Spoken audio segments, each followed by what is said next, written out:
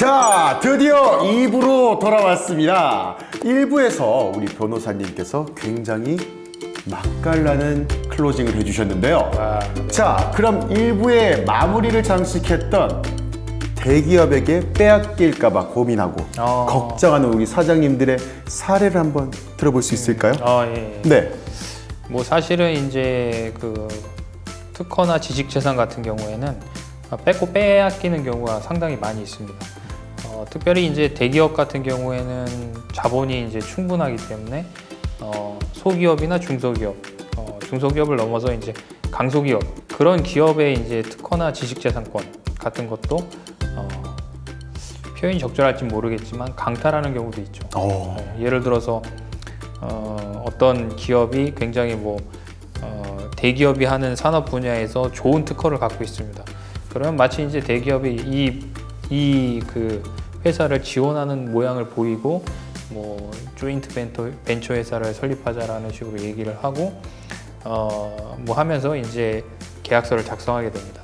근데 나중에 계약서를 검토해 보면 조인트 벤처를 그 회사를 설립을 해서 결국에는 대기업이 중소기업의 특허권을 가져갈 수 있는 조항 같은 걸 넣어놓기도 하거든요.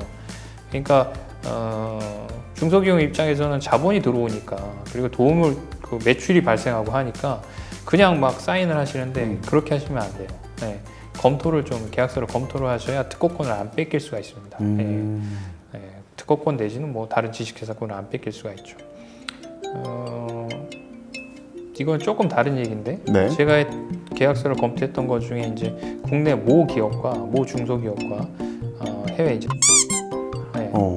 라는 이제 회사와의 이제 계약서를 검토한 적이 있습니다. 그쪽에서 보내온 계약서 초안인데 그걸 검토한 적이 있는데 굉장히 불균형한 그런 계약서였어요. 그래서 이제 하나씩 막 고쳐야 되는 그런 경우도 많이 발생하고 하니까 계약서 검토를 좀 신중하게 하셔야죠. 중소기업이 이제 대기업과 할 때 이런 경우도 있고 계약으로 이제 뺏어가는 경우도 있고 실질적으로 막 힘으로 막 눌러서 뺏어가는 경우도 사실은 좀 있어 보입니다. 있어 보이고 대기업과 중소기업 간의 사례가 아니다 하더라도 예를 들어서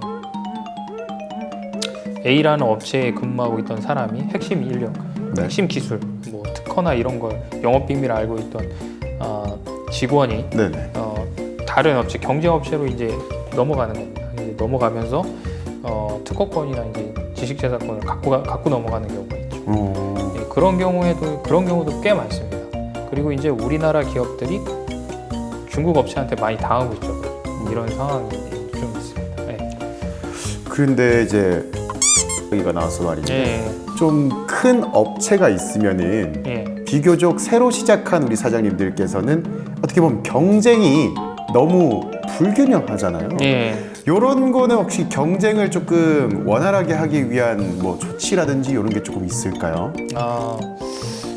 사실상 조금 어렵다고 보셔야죠. 경쟁 자체가 이제 기울어진 운동장이니까. 다만 이제 할 수 있는 거는 자신의 그 핵심 역량 이걸 저는 안 뺏기시는 게 굉장히 중요하다고 봅니다.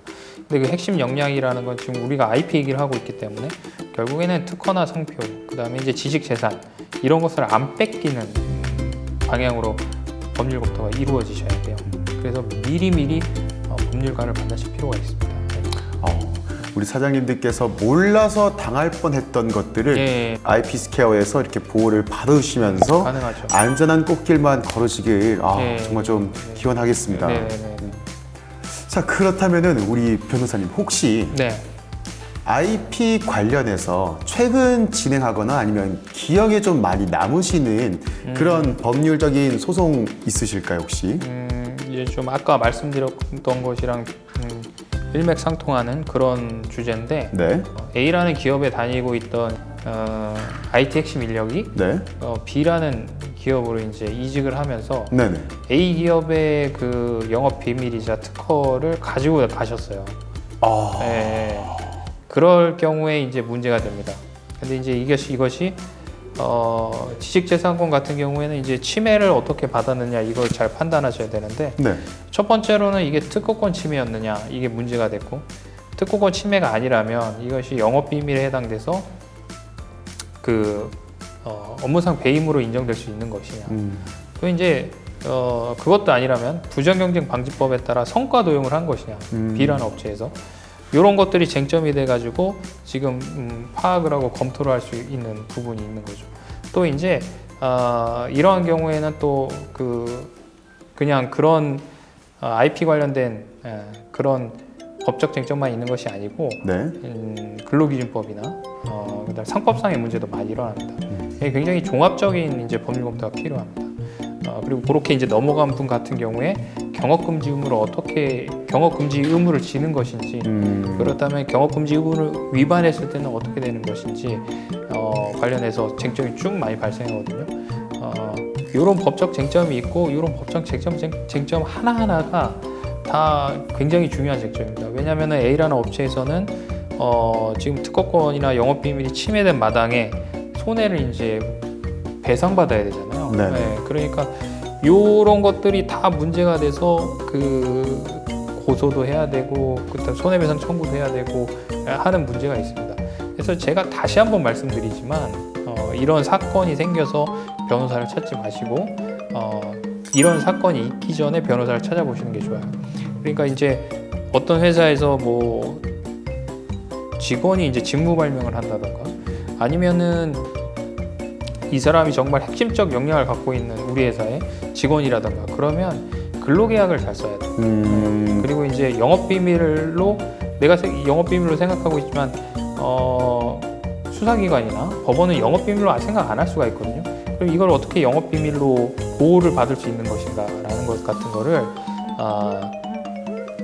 변호사를 미리 만나보시는 게 좋아요. 특별히 이제 IP 관련돼서 업무를 하시는 분들은 반드시 변호사를 만나서 조언을 받으실 필요가 있죠.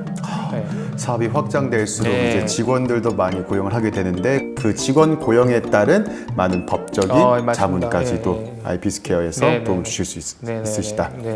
네, 이렇게 해서 우리 변호사님과 함께 오늘 또 IP크닉 제2화를 정말 알차게 보낸 것 같은데요. 자, 우리 변호사님 이제 마지막으로 우리 공식 클로징 멘트 건배사 한번 부탁드려도 될까요? 예.